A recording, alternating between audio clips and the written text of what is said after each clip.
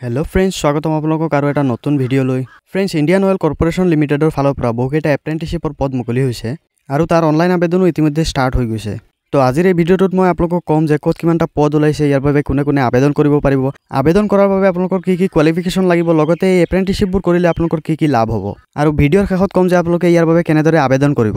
তো ইয়াৰ বাবে আপোনালোকে ভিডিওটো স্কিপ নকৰি শেষলৈকে চাব আৰু এনে ধৰণৰ জব আপডেটবোৰ পাই থাকিবলৈ চেনেলটো সাবস্ক্ৰাইব কৰি ৰাখিব।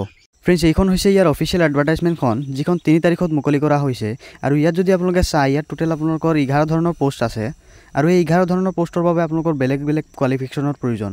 তো এইটো ভিডিওত মই একদম কম কোৱালিফিকেশনৰ পদসমূহৰ বিষয়ে কম, বাকিবোৰ আপোনালোকে নিজে চাই ল'ব, মই লিংক ডেসক্ৰিপচনত দি দিম। তো একদম কম কোৱালিফিকেশনৰ প্ৰথমটো পদ হৈছে ডাটা এন্ট্ৰি অপাৰেটৰৰ পদ আৰু এই পদটোৰ আবেদনৰ বাবে আপোনালোকে হাই সেকেন্ডাৰী পাছ কৰিব লাগিব। লগতে এই পদটোৰ ট্ৰেনিং পিৰিয়ড হ'ব আপোনালোকৰ 12 মাহৰ। দ্বিতীয় পদটো ডাটা এন্ট্ৰি অপাৰেটৰৰ, কিন্তু ইয়াত আপোনালোকৰ হাই সেকেন্ডাৰী পাছৰ লগতে এখন স্কিল সাৰ্টিফিকেটো লাগিব। ইয়াৰো ট্ৰেনিং পিৰিয়ড আপোনালোকৰ 12 মাহৰ হ'ব। তাৰ পিছত তৃতীয় পদটো হৈছে সেক্ৰেটাৰিয়েল এসিস্ট্যান্টৰ পদ। ইয়াত আপোনালোকে বিএ বিএসসি বা বিকম পাছ কৰিলে আবেদন কৰিব পাৰিব। ফ্ৰেন্ডছ তাৰ পিছৰ পদটো হৈছে একাউন্টেন্টৰ পদ আৰু এইটো পদত আবেদনৰ বাবে আপোনালোকে বিকম কমপ্লিট কৰিব লাগিব। লগতে এইটো পদত ট্ৰেনিং পিৰিয়ড আপোনালোকৰ 12 মাহৰ হ'ব। फ्रेंड्स আৰু এটা পদ হৈছে আইটিআই কৰা সকলৰ বাবে, অৰ্থাৎ যিসকলে আইটিআই ফিটাৰ টেটটো কমপ্লিট কৰিছে সেইসকলে এই ফিটাৰৰ পদটোত আবেদন কৰিব পাৰিব। फ्रेंड्स ইয়াৰ বাহিৰে বাকি যিবোৰ পদ আছে সেইবোৰত আবেদনৰ বাবে আপোনালোকে 3 বছৰৰ ইঞ্জিনিয়াৰিং ডিপ্লোমা কমপ্লিট কৰিব লাগিব, তেতিয়াহে আপোনালোকে ইয়াত আবেদন কৰিব পাৰিব। फ्रेंड्स এতিয়া আমি কথা পাতো যে ক'ত কিমানটা পদ ওলাইছে। তো फ्रेंड्स অসমৰ 3টা অইল ৰিফাইনাৰীত এই পদসমূহ ওলাইছে। প্ৰথমটো হৈছে গুৱাহাটী, তাৰ পিছত হৈছে আপোনালোকৰ ডিগবৈ আৰু তাৰ পিছত হৈছে বঙাইগাঁও।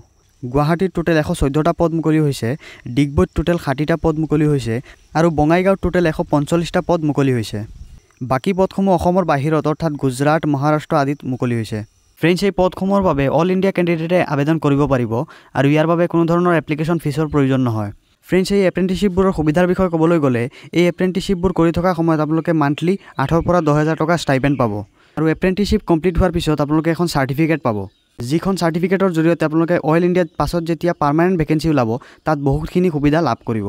ফ্ৰেন্ডছ এই পদসমূহৰ আবেদনৰ বাবে আপোনালোকে ইয়াৰ অফিচিয়েল ৱেবছাইটত গৈ অনলাইন আবেদন কৰিব পাৰিব, যাৰ লিংক মই ডেসক্ৰিপচনত দি দিম। তো ফ্ৰেন্ডছ আজিৰ ভিডিওটো ইমানেই আছিল। যদি ভিডিওটো ভাল লাগিছে তেন্তে ভিডিওৰ এটা লাইক কৰি দিব আৰু এনে ধৰণৰ জব আপডেটবোৰ পাই থাকিবলৈ চেনেলটো সাবস্ক্ৰাইব কৰি কাষত থকা বেল আইকনটো অন কৰি দিব।